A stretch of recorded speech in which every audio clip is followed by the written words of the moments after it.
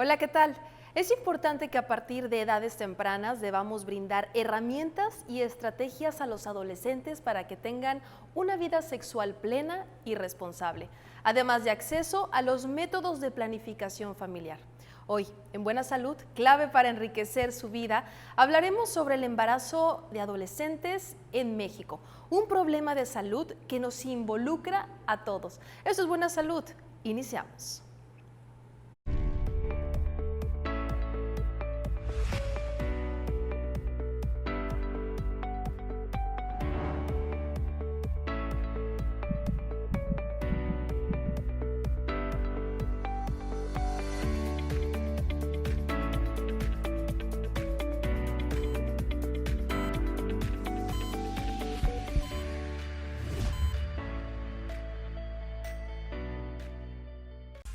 México, primer lugar en embarazos en adolescentes. México ocupa el primer lugar a nivel mundial en embarazos en adolescentes entre las naciones de la Organización para la Cooperación y el Desarrollo Económicos, con una tasa de fecundidad de 77 nacimientos por cada 1000 adolescentes de 15 a 19 años de edad.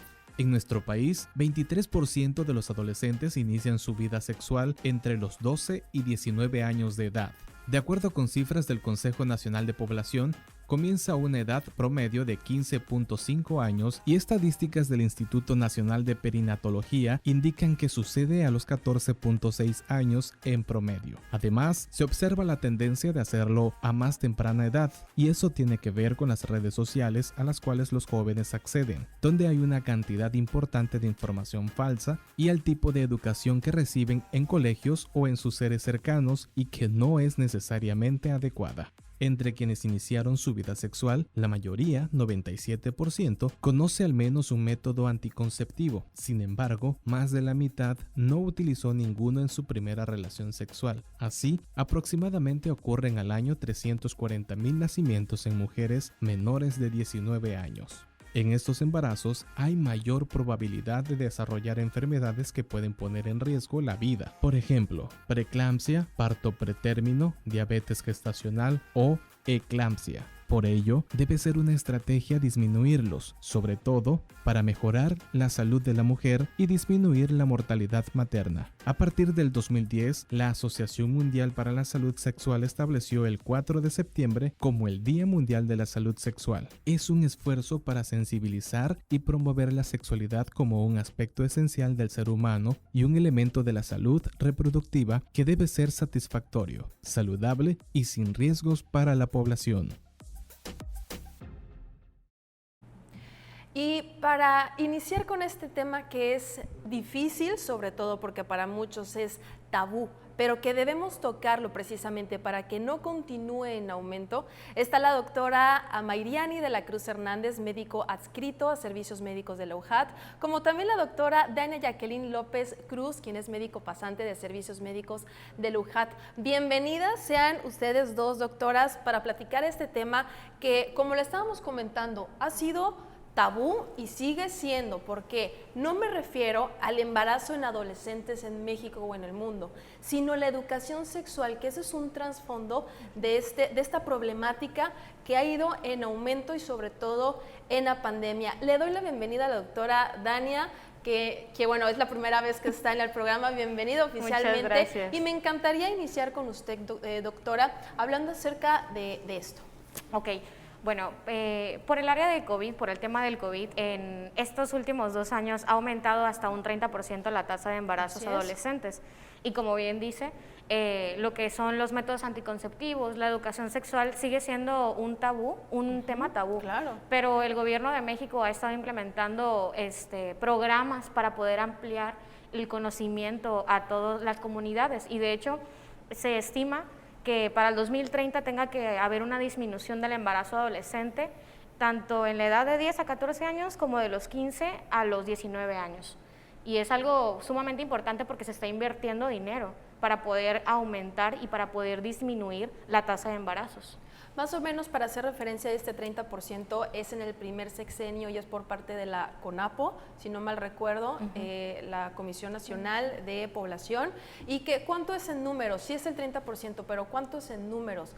Es alarmante, son 29,000 nacimientos hasta el momento, más los que venían, ¿no? Entonces sí es un dato y una estadística alta y que debemos de saber qué está pasando. Doctora Amairiani, mucho gusto y de nueva cuenta, bienvenido. ¿Por qué no nos platica acerca de esto? ¿Qué está pasando en México?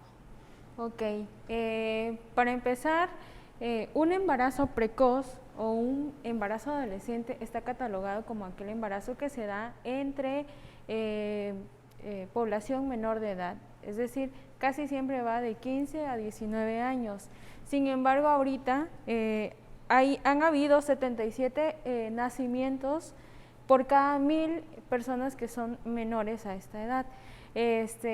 También son cifras alarmantes y de hecho hay factores de vulnerabilidad y una de ellas son que no tenemos acceso a una buena educación sexual y aparte la pobreza. ¿Ese es el factor principal, la mala educación sexual? La mala educación sexual y aparte la pobreza, que también viene a ser un factor estructural, vaya, que es de los más importantes, así como también va a depender si vive en una zona urbana, si vive en una zona rural, porque también se ha visto que las personas indígenas tienden a hacer o a tener embarazos a menor edad. Y en cambio las personas que viven en zonas urbanas, la tasa es menor. Entonces, y también depende de la demografía, el ambiente cultural, socioeconómico y también la educación. Por ejemplo, si hablamos de México, ¿cuál es la zona o los estados donde hay más porcentaje de embarazos en adolescentes? En donde haya más personas indígenas o que tengan menor acceso a la educación es donde va a haber más personas embarazadas. De hecho, también uno de los factores importantes es que si no tenemos acceso a educación, es muy probable que tengamos un embarazo precoz, pero también el embarazo precoz es una de las causas por las que hay deserción escolar y también bajo rendimiento. Claro está que el tener un bebé a temprana edad implica mayor responsabilidad, entonces eso también hace que el rendimiento académico sea muchísimo más bajo para una adolescente que se embarace a temprana edad. Inclusive también hay un factor psicológico porque esa paciente o esa persona que se embarazó a temprana edad van a haber ciertos tabú, va a ser juzgada por la sociedad, su entorno se va a hacer más hostil. Entonces, una paciente embarazada o una adolescente embarazada también tiene que ser estudiada a nivel estructural, en todas sus vertientes. Pero también estamos hablando que sí, si bien es el embarazo en adolescentes en México, no estamos hablando solamente de la mujer, sino también del hombre, o sea, porque esto es de dos, ¿no? Claro. Entonces, tanto es como adolescente chica como adolescente chico, doctora. Entonces, ¿qué está pasando? Porque estábamos platicando que la responsabilidad muchas veces recae en ella, culturalmente, y que hoy en día continúa de esa manera a pesar de que ha habido un poquito más de libertad en la sociedad, pero eso es en las ciudades, ¿no? O en las metropolitan, pero en muchos otros lugares sigue siendo responsabilidad o recae totalmente en la mujer. Sí, de hecho, algo muy interesante que se ha estudiado es que el 15% de las mujeres no usan un método anticonceptivo en su primera relación sexual y en los hombres es un 33%. Entonces, si nos damos cuenta con la comparativa, es el doble. ¿Por qué? Porque el hombre, pues, como es muy pequeño, no tiene la educación sexual, no se le ha explicado cómo se utilizan o que tiene que utilizar aunque sea una primera relación sexual. La mayoría de los adolescentes, si nos vamos a preguntar a una comunidad o a una preparatoria o secundaria, si usted le pregunta ¿tú crees que te puedes quedar embarazada la primera vez? Ellos siempre van a contestar en un 70% que no, cuando es todo lo contrario. Una mujer cuando tiene su primera regla y tiene su primera relación sexual, aunque sea una vez, puede quedar embarazada. Y es muy importante porque, de hecho, en las comunidades marginadas, las que tienen una carencia económica, son las que más recae lo que es la presión social, no solamente por el área social, sino por los mismos padres. Las pueden correr de la casa, de las secundarias o de las prepas, ya no las aceptan porque están embarazadas. Entonces eso recae no solamente en ellas, sino en la familia. Hay agresividad, hay acoso y también son más propensas a tener una violación. ¿Por qué? Porque ya estuvieron embarazadas y creen que pues no pasa nada.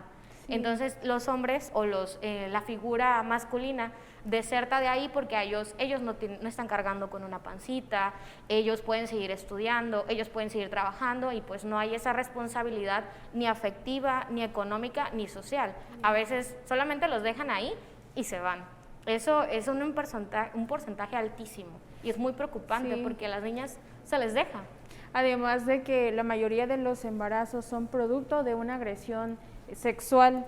Entonces es una relación no consentida y aparte porque siempre hay presión de parte de la pareja para que una menor acceda a tener relaciones sexuales. Entonces también hay que averiguar qué está pasando para que suceda esta agresión que viene de parte del sexo masculino. Entonces casi siempre, casi siempre son las mujeres las que somos más débiles ante la sociedad por el hecho que decía la doctora de que vamos a traer la panza y que no es algo con lo que podamos evadir, pues. Y también hablando en estos últimos meses, si no es que desde hace un año, el porcentaje ha aumentado, pero no, sí, claro, por el factor de una mala educación sexual, pero también porque hubo un periodo en que realmente estuvimos en confinamiento, en encierro total, y no me dejarán mentir, ahí también aumentó la violencia hacia la mujer, la violencia doméstica en general, pero también las violaciones. Sí. Y dentro de esas violaciones, pues no solamente son mayores de edad, mujeres hasta a veces por parte de su esposo, ¿verdad? Por no tener ese consentimiento, sino también en menores de edad. Entonces, ¿qué les parece si ese tema lo retomamos después del corte promocional? Porque es muy importante. ¿Qué es lo que ha pasado en estos últimos meses con el COVID-19 y con los embarazos en adolescentes en México? Quédese con nosotros, por favor. Está la doctora Amairiani de la Cruz Hernández y la doctora Dania Jacqueline López Cruz, médico pasante de Servicios Médicos de la UJAT. Soy Bárbara Escalante y esto es Buena Salud. Regresamos.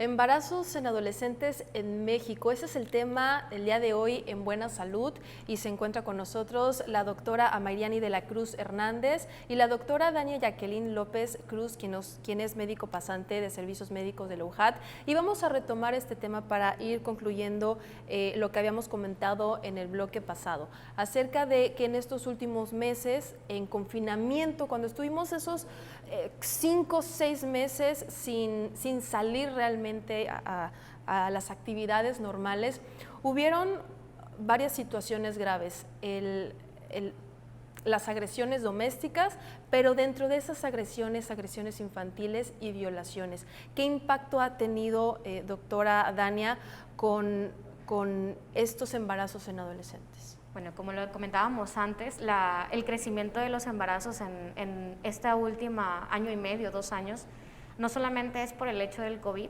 sino también por la agresión sexual por parte de los mismos familiares. Muchas veces pensamos que en casita vamos a estar cuidados, con seguridad y que todo está bien, cuando es todo lo contrario. A veces los adolescentes buscan una salida y su salida era la escuela, hacer algún deporte, estar con amigos y regresar a casa hasta altas horas de la noche. Llega el COVID, confinamiento en un hogar agresivo, en un hogar donde el padre, el tío, el abuelo pueden ser abusadores ¿Y a dónde hay escapatoria? No la hay. No hay. Entonces, el problema no solamente reside en el COVID, sino también en el miedo del contagio. Hace 1 año y medio estaba esto tan alto, que lo sigue estando, pero era muy preocupante, no teníamos la vacuna, entonces el miedo de salir a un chequeo, buscar algún método anticonceptivo, era algo que ni lo pensabas, pues. No quería salir ni a la calle para comprar algo a la tienda, mucho menos a buscar algún método anticonceptivo o a que un médico te revise por el miedo al contagio. Y Entonces, que realmente eso no era importante, podremos decirlo en comillas, en ese momento de COVID, de emergencia sanitaria por una epidemia total, ¿no? Creo que eso venía en segundo término y pues claro, no podía salir. claro, te tenías que quedar en casa y pues ya no había resolución para lo que era pues algún embarazo no deseado o alguna violación en este caso. Y bueno, después de, digo, lamentablemente las estadísticas que hemos estado platicando en el bloque anterior, el impacto físico, psicológico y social, doctora. social. No solamente físico, también económico. Y bueno, económico también, ¿no? Sí, claro, porque Evidente. es de lo más importante, ya que se dice que una mujer que tiene una maternidad a temprana edad es una persona que va a tener menos oportunidad de empleo, va a tener menos oportunidad a terminar un grado de estudio o a tener una profesión y tener un nivel educativo alto. Es una persona que muy probablemente va a ganar menos dinero que una persona que logró hacer una carrera universitaria y eso implica también mermar la economía familiar. Y que también el impacto hasta, si lo podemos decir íntimamente, el rehacer su vida, porque siendo tan joven, pues bueno, van pasando los años y es válido rehacer su vida adecuadamente y que también eso se ve muchas veces imposibilitado, ¿no? Claro, y aparte los estereotipos que tiene la gente, pues va a ser una persona que va a ser señalada, sobre todo si vive en una comunidad, eso también va a ser un impacto para ella y para la familia, no solamente es ella, sino es todo el núcleo familiar el que se ve afectado. Claro, porque no sé, lo que se ve afectado, sí, aparte es ella, pero ella, si bien podría ser responsable, no puede ser responsable económicamente, porque ella todavía depende de sus padres. Así es. Y aparte a largo plazo también, si no tiene acceso a educación, es una persona que muy probablemente va a depender de un esposo y si sufre violencia en su casa, imagínense, va a tener que seguir sometida a esa violencia porque va a tener los recursos económicos a través de la persona que la está violentando. ¿Y cómo es esa normalización, doctora? Porque después de esa violación o ese maltrato, la persona o la mujer que continúa su embarazo, que nace su bebé y que tiene pocas posibilidades de un trabajo y de ganar dinero como alguna otra persona, o sea, es mucho menor, va normalizando el hecho de acepto que me siga maltratando para que siga obteniendo recursos para sostener a mi bebé. Claro, también ahí está inmersa la violencia psicológica.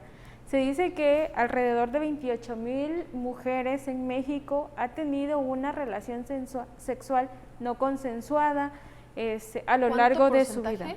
28,000 mujeres alrededor, a lo largo de su vida.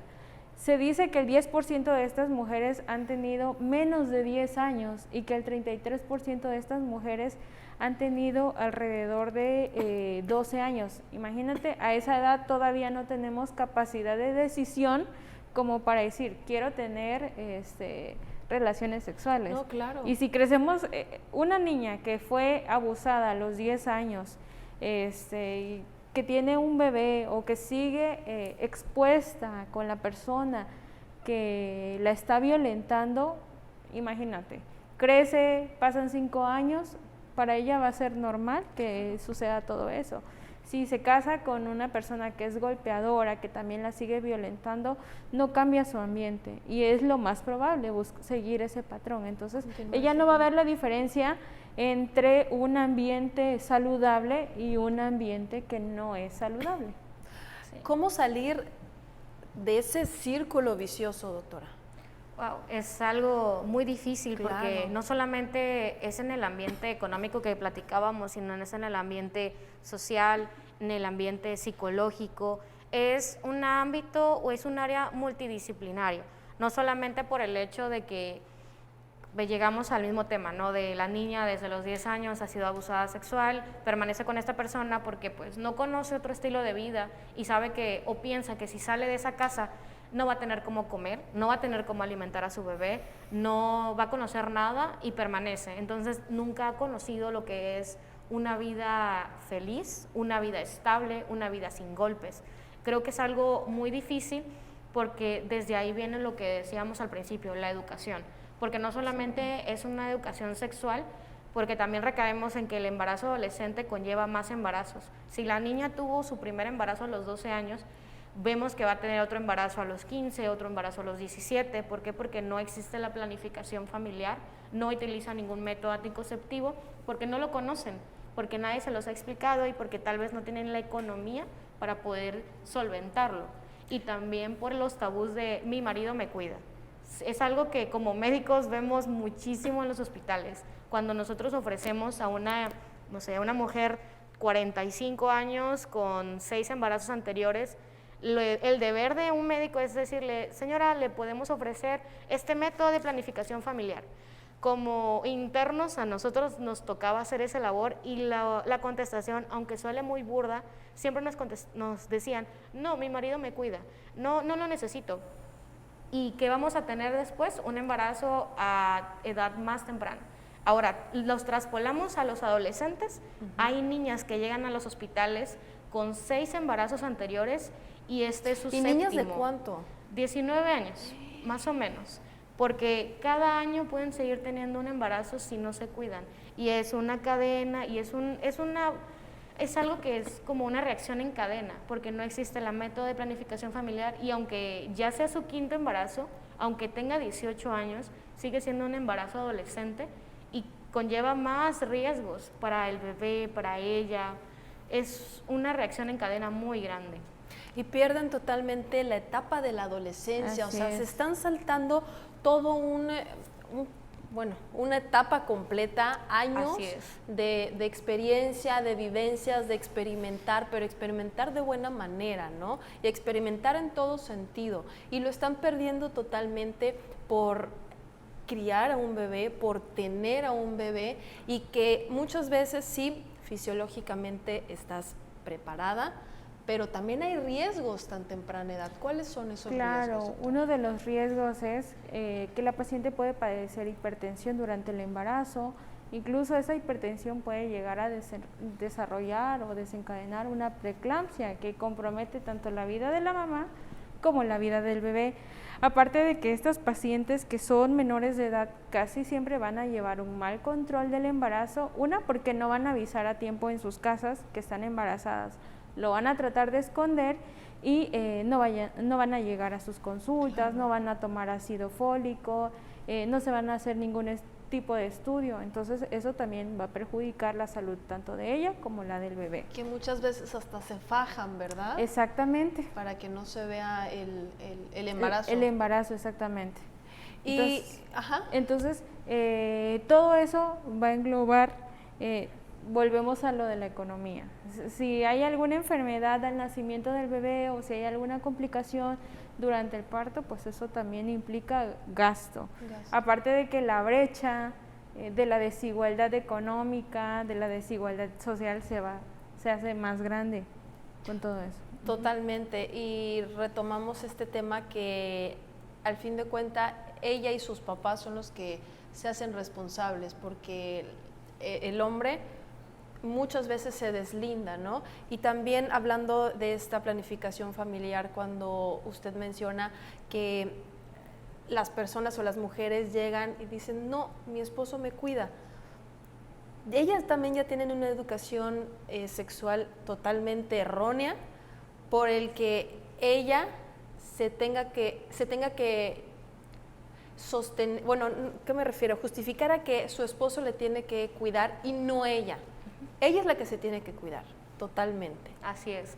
Es algo muy controversial, aunque ya estamos en el siglo XXI, el hecho de que como mujeres podamos alzar nuestra voz, podamos decir que tiene que existir una igualdad de género, pero estos temas siguen siendo de mucho tabú, porque si una mujer comienza a cuidarse, a tomar métodos anticonceptivos, ya sea pastillas, ya sea el DIU, ya sea Mirena o inyecciones, muchas veces los hombres son los que tienen esa cosita de ¿por qué te estás cuidando? Se supone que solamente estás conmigo, o yo te cuido, no pasa nada. Entonces, desde muy temprana edad, a veces en las escuelas no lo quieren decir o no quieren decir, comentar, no quieren tener esa educación sexual que es muy necesaria desde la primaria, porque así las niñas desde muy pequeñas van a saber que es responsabilidad. Por lo pronto, ¿qué le parece, doctora, si retomamos este tema regresando del corte promocional? Estamos hablando acerca del embarazo en adolescentes en México. Esto es Buena Salud. Regresamos. Dichos y hechos. Todo tiene su tiempo. Vive tu vida antes de crear una vida.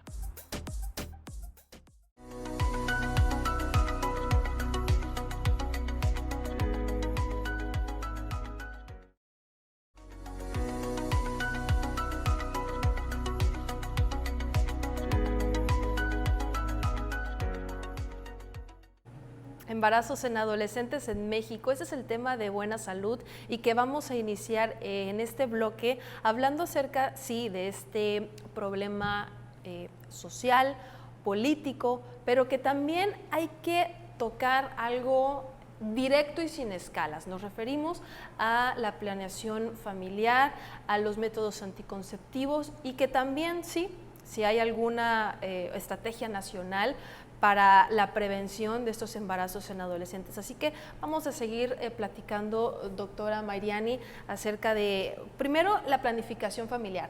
¿A partir de cuándo se tiene que tocar este tema? Ok. La planificación es un tema que se debe de tocar desde la niñez. ¿De qué manera? Porque no le vas a hablar al niño de planificación familiar como tal, ¿no? Claro, pero en adolescentes, por ejemplo, alrededor de 15 años es un tema que se puede tocar sin ninguna, sin ningún tipo de restricciones, porque cuando están en la secundaria y cuando están iniciando, cuando están en los últimos grados de primaria, son temas que se tocan. Y son temas que deberían de tocarse. De hecho, la Secretaría de Educación está creando estrategias para que se les inicie desde la primaria a hablar de estos temas a los adolescentes y a los niños. No de manera directa, pero sí ya tratando de encaminarlos para que cuando estén más grandes, pues ya sea un tema que dominen bien. Y creo que planificación familiar no quiere decir nada más el estar embarazada, ¿no? Sino, bien lo dice, desde niños, desde la primaria, creo que el autoexplorarse y conocer tu cuerpo, creo que es lo principal y es lo primero antes de hacer un plan a futuro, ¿no? De hecho, un niñito que va al kinder, pues la mamá le dice, no dejes que te toquen, hay partes de tu cuerpo que un adulto no puede tocarte, entonces eso ya es salud sexual. Y decirlo por el nombre que debe de ser, porque muchas veces hasta le dicen algunos sobrenombres con tal de hacerlo como, pues no cariñoso, pero algo más suave para que los niños entiendan. Los niños entienden, claro, y ellos no tienen esa pena por decir el nombre como debe de ser, al contrario, así es como se debe de referir uno, exactamente. Y hablar de planificación familiar también es que los adolescentes conozcan cómo se utilizan los métodos anticonceptivos, porque ahorita sí la mayoría de los adolescentes conocen el condón, saben que se pueden acercar a un centro de salud y que van a encontrar un condón de manera gratuita pero el problema está en que no lo utiliza o que no lo están utilizando de la manera correcta. También hay pacientes que llegan a la consulta refiriendo que se tomaron la pastilla de emergencia y se la tomaron 5 días después de haber tenido relaciones sexuales, entonces esa pastilla ya no funciona. ¿no? O Eso que la también están es tomando importante. exactamente de manera frecuente, como si fuera un anticonceptivo hormonal de diaria toma. O el anticonceptivo hormonal que se toma todos los días a la misma hora, se saltan los días, se lo toman un día sí, un día no, entonces eso es estar utilizando mal el anticonceptivo. Por eso es que hay muchos programas en donde dice que los anticonceptivos que deberían de ser más recomendables en estos adolescentes son, por ejemplo, los anticonceptivos como el DIU, el implante. Pero ¿qué pasa? Que en muchos centros de salud no vamos a encontrar ni DIU y tampoco vamos a encontrar implantes. Y ¿Por la también parte económica? son costosos, exactamente. ¿Cuál es el costo aproximadamente de estos anticonceptivos, doctor? Del implante, la colocación de un implante está alrededor de 3,000 pesos. Okay. Entonces, no cualquiera puede pagar 3,000 pesos y en los centros de salud tenemos condones, pero no tenemos implantes. Entonces, también implica que no hay fácil acceso para ciertos tipos de métodos de planificación familiar. Entonces, hay que hacer uso de los que tenemos, pero hacer un uso correcto. Entonces, Claro, porque este uso correcto sí conlleva todos los que usted mencionó, pero también en qué momento, ¿no? Porque no solamente es el condón del hombre, también es condón de la mujer, que es más común o se sabe la utilización del condón del hombre, pero no de la mujer. También los anticonceptivos que son en un solo momento, como estos que acabo de mencionar, pero también los de largo plazo, como las pastillas anticonceptivas, como el DIU. ¿Cuál debe de ser el preciso a partir de esa edad, doctora? Para la colocación de un Sí, DIU. o sea, a partir de la adolescencia, que estás entre no sé, los 12, 15, 17 años, y que si bien tienes que tener una educación sexual equilibrada y una comunicación con tus padres, porque eso también es importante, ese salir de ese tabú y tratar de enlazar esa comunicación con tu padre, con la persona más de confianza que tengas, que no es tu amiga precisamente, sino la persona responsable de ti, para que tengan esa comunicación y puedan saber cuál es el mejor método anticonceptivo. Sí, es algo que también está dentro de, en APAE, que existe algo que se llama consultorio amigo, en el que en diferentes comunidades la Secretaría de Salud de México está colocando diferentes consultorios para que los adolescentes puedan acudir y se les pueda dar una plática de planificación familiar. Pregunta sobre una fecha estimada perfecta para colocación de un DIU. En realidad no existe. Existe en el momento de que ya estás manteniendo relaciones sexuales, en el momento de que ya quiero cuidarme. En ese momento se acude a un servicio médico. En realidad se acude antes de tener una relación sexual. Deberíamos de seguir con la educación a los adolescentes de que, ok, quieren mantener relaciones sexuales, hay que acudir con un médico para poder planificar y para poder preguntar cuál es el método anticonceptivo que más me acomoda a mí. Porque existen diferentes, no solamente los hormonales, los de barrera, también los de ritmo y tiempo. Muchas veces los adolescentes conocen los del ritmo, claro, las fechas de ovulación o la temperatura. Pero entonces, también hoy en día puedes ser todo lo contrario, pero no porque sea, corrijo, por muchos otros factores, ¿no? Ya por las hormonas de los alimentos que ya consumimos, ya esto se vuelve pues prácticamente inservible, ¿no? Muchas veces no son, o sea, son de un 50 a un 60% de efectivos los que estoy mencionando, que no son hormonales. Los que son del ritmo, la temperatura, las fechas de ovulación, si los utilizamos como métodos anticonceptivos, son hasta un 50% probables de que te funcionen. Es un 50% de que puedas quedar embarazada y un 50% que no. Entonces, eso es algo que no lo saben, no saben cuánto de porcentaje un DIU puede protegerte, ajá, cuánto te puede proteger un Mirena, cuánto te puede proteger un implante o un condón. Entonces, también algo muy importante que hay que mencionar es que el condón es el único método anticonceptivo que te puede proteger de las enfermedades de transmisión sexual.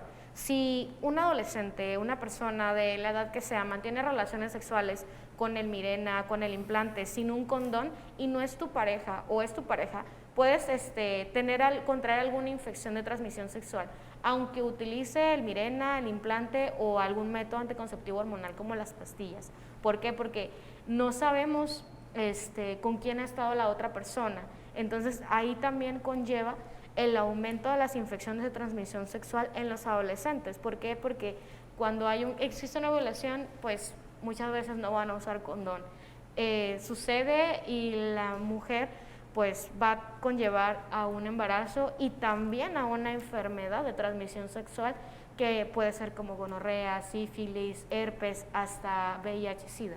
Y es que muchas veces también en esa etapa de la adolescencia que estamos hablando, no tienes una relación afectiva estable con tu pareja, o sea, Exacto. realmente 1, 2 meses, 3 meses, o si no, muchas veces, seamos sinceros, que tienen hasta 2, 3, con cuál, ¿no? Es con la que cae, porque en esa etapa es la etapa, como dicen muchos, de la calentura. Sí. Entonces ahí es donde realmente debemos, como padres de familia, también llegar a ese punto y tener esa comunicación, sigo insistiendo. Sí, claro, como dice la doctora, no hay una edad establecida para utilizar los métodos anticonceptivos, pero sí los más recomendables en adolescentes son los de larga duración, pero que no son definitivos.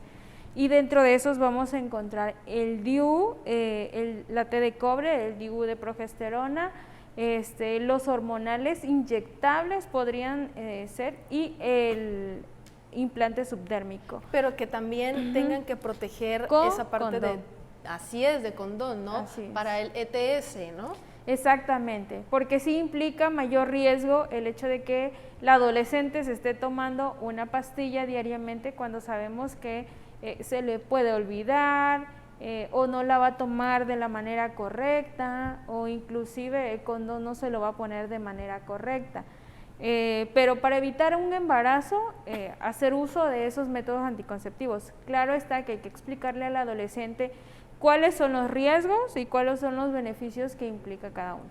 Que si bien lo decía la doctora, no hay ningún método anticonceptivo que sea 100% eficaz. Exactamente. Entonces, lo mejor sería darle a conocer al adolescente todos los métodos anticonceptivos y que sepa utilizarlos de la manera correcta.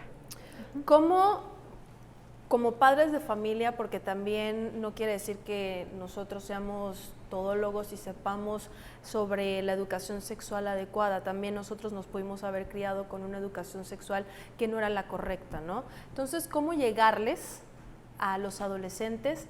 Primero, en la etapa que es muy difícil, ¿no? Segundo, que a veces tú no tienes el conocimiento adecuado. Entonces, tener esa comunicación y que ellos también pues puedan prestar esa atención, porque no es nada más la plática, la charla, porque a veces puede ser hasta aburrida, sino llegarle directo y sin escalas, con las palabras adecuadas y con también esa seguridad como padres, ¿no? De hecho, hace rato platicaba la doctora de una estrategia que se creó en México, que es el ENAPEA, que es Estrategia Nacional para la Prevención del Embarazo Adolescente. Dentro de esta estrategia se creó un módulo de atención en los centros de salud que se llama Servicio Amigable para el Adolescente.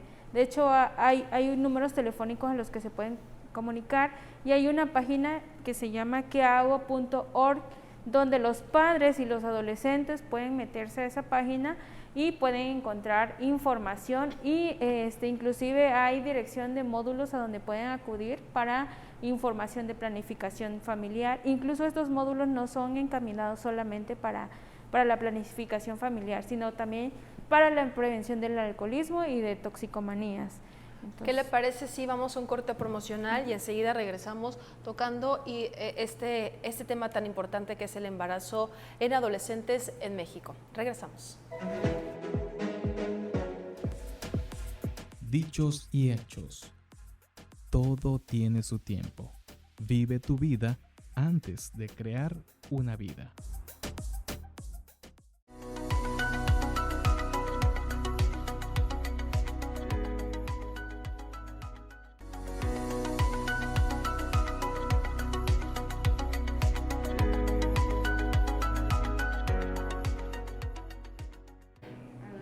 Ya estamos de regreso en Buena Salud y tocando este tema de embarazos en adolescentes en México. Y ya estamos en el último bloque y estábamos platicando acerca de una página muy importante, es www.ahoraquehago.com, y ahí pueden encontrar mucha información.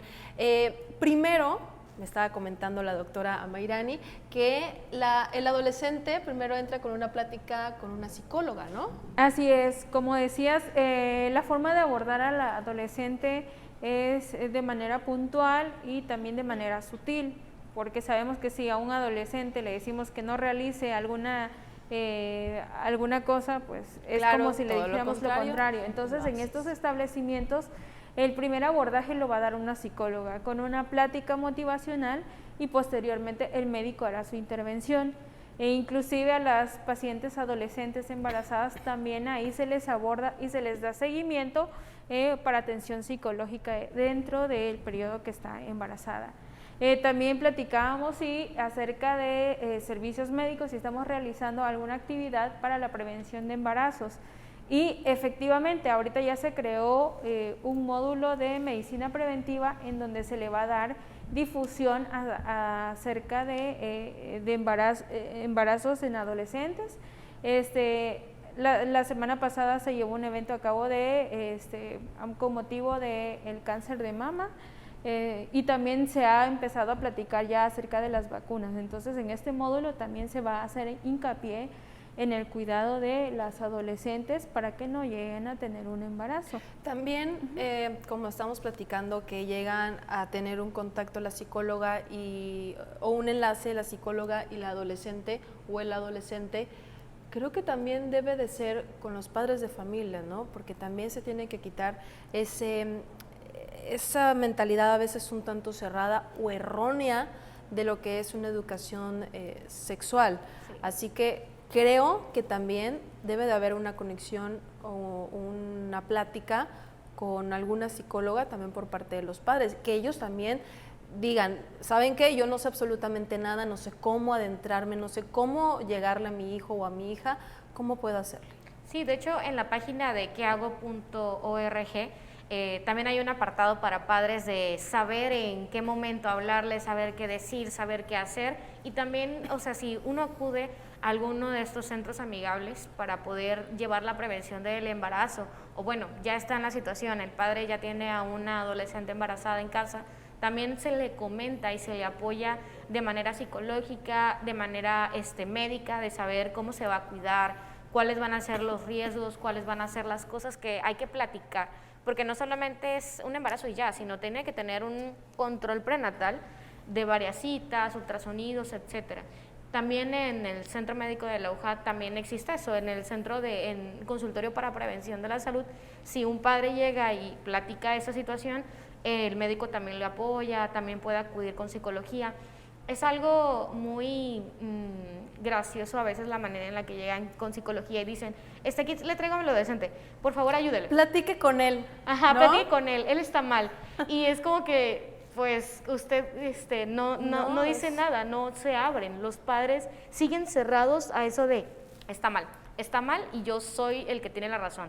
Y no se abren a saber cuáles son las diferencias, causas, cuál es lo que lo rodea, no busca entenderlo, solamente él está bien, el padre está bien y el adolescente está mal. Caray, simplemente el escucharlos, ¿no? Y a veces eso es lo único que necesitan, y cerrarse a un regaño, todo lo contrario. Creo que para hablar de la educación sexual siempre hay que haber comprensión, comunicación, y que si bien muchos no lo tienen con sus papás, tratar. Y también de ser un poco responsables los adolescentes, porque quieras o no, también ya son conscientes de lo que está sucediendo. Claro. Y muchos adolescentes hoy en día son pues más conscientes de lo que eran los propios padres en su misma edad. Ya hoy hay mucha información, a veces errónea, pero también hay mucha buena información que se puede de corto alcance, y que también pueden ser informados tanto ellos como los padres. Sí, y de hecho también lo que facilita la difusión de esta información es que los adolescentes ya tienen acceso a muchas plataformas. Cualquier adolescente tiene un celular, tiene internet. Son para más vivaces. Exactamente, También. para incluso que los adultos, para meterse a estas páginas y poder solicitar información. Entonces, en cualquier centro de salud, ya sea servicios médicos, centro de salud de la Secretaría de Salud, va a poder encontrar un médico que le asesore y que lo oriente acerca de sus inquietudes respecto a su salud reproductiva. Repítame, por favor, de nueva cuenta. Yo sé que ya lo platicó la doctora Mayrani, pero ¿cuáles específicamente los servicios que dan aquí en UJAT? Servicios médicos conforme en relación con este tema de los adolescentes o de los embarazos en adolescentes. Por ejemplo, la prevención del embarazo, la plática de conocer los métodos anticonceptivos, saber cómo se utilizan, saber en qué momento utilizar la pastilla del día siguiente, cómo prevenir infecciones de transmisión sexual y prevenir un embarazo, porque no es básicamente lo mismo. Solamente recordemos que hay un método anticonceptivo que previene las infecciones de transmisión sexual, que es el condón. Todas estas pláticas se pueden encontrar en el módulo. Si un adolescente llega y dice, es que quiero saber cómo cuidarme, va a ser atendido por cualquier médico y se le va a dar una plática extenuante de todo lo que se tiene que hacer y cómo cuidarse. ¿Cómo, cuándo y dónde? Así es. ¿Dónde pueden encontrarlo? ¿Cómo? ¿De qué manera? Y si tienen algún horario, ¿en qué días? ¿Dónde está este módulo? Bueno, estamos enfrente de la Universidad Central, es en el Centro Médico de la UJAT, desde las 8 de la mañana hasta las 7, hasta las 8 de la noche. Se puede encontrar de lunes a viernes y pueden acudir a los centros de servicio médico de la UJAT y siempre van a estar las puertas abiertas para poder cualquier información y aclarar dudas. Excelente. Y bueno, ya casi estamos en el último bloque, doctora, ya casi para concluir, ¿qué le podría decir primero a los adolescentes? Claro, que no tengan ni miedo ni vergüenza de acudir a un doctor, acercarse a un centro donde se les pueda orientar, que lo más importante es su salud y sobre todo que estén conscientes de lo que van a hacer. No solo es conocer los métodos, no es solo saber cómo o cuándo utilizarlos, sino también que ellos tengan la conciencia y tengan el razonamiento para decidir, ¿quiero iniciar mi vida sexual o simplemente no quiero? ¿Y para los padres? Para los padres, a veces ellos son los más difíciles, no me dejará mentir. Claro, por cuestiones culturales, los adultos son educados de diferente manera, ¿verdad? Entonces, que también se acerquen, que antes de platicar con un adolescente acerca de estos temas, que se acerquen primero con un médico o a un consultorio y que busquen información acerca del tema del que van a hablar. Ya entregando evidencias con su hijo, creo que será más fácil que puedan entenderse ambos. Ya por última pregunta, ¿se están realizando estrategias en las escuelas o, por ejemplo, aquí en la universidad como tal, no en servicios médicos, sino aquí en las instalaciones de la UJAT? Sí, siempre hay estrategias, siempre va a haber campañas de prevención de los embarazos adolescentes, porque como volvemos al tema, embarazo en la universidad, dejan la universidad. Entonces, claro, y un porcentaje de deserción escolar también. En el primer semestre es donde muchos de los adolescentes pues tienen esta situación, pero la UJAT siempre está manejando este tipo de cursos, pláticas, en la plataforma de la UJAT Central también existen, entonces por parte de los maestros también algunas veces lo platican. Cuando estudiamos aquí, también los maestros siempre nos lo platicaban y decían que estaban abiertos a cualquier duda para resolverla. Sí. De hecho, en todas las divisiones hay un apoyo psicológico, entonces por ahí se puede abordar, en cada división, ¿no? ¿no? Ahí se puede abordar las necesidades del estudiante. Entonces también esa es una plataforma que brinda la información necesaria para saber a dónde acudir en caso de tener algún inconveniente. Y ahora sí, un mensaje, ya lo comentó la doctora Mayrani, pero usted, doctora, también algún mensaje primero para los adolescentes y hasta también para los jóvenes, ya jóvenes que están a punto de iniciar o que ya están estudiando aquí en UJAT. que pierdan la pena y sean un poquito más abiertos para poder preguntar, porque muchas veces decimos, ay, ¿cómo voy a preguntar eso? Se supone que ya debería saberlo, pero nunca está de más una pregunta, nunca está de más el preguntar cómo se utiliza, en qué momento, si me va a hacer bien, si me va a hacer mal. Entonces, quitar esos tabús para ser un poquito más abiertos con eso. ¿Y para los padres de familia?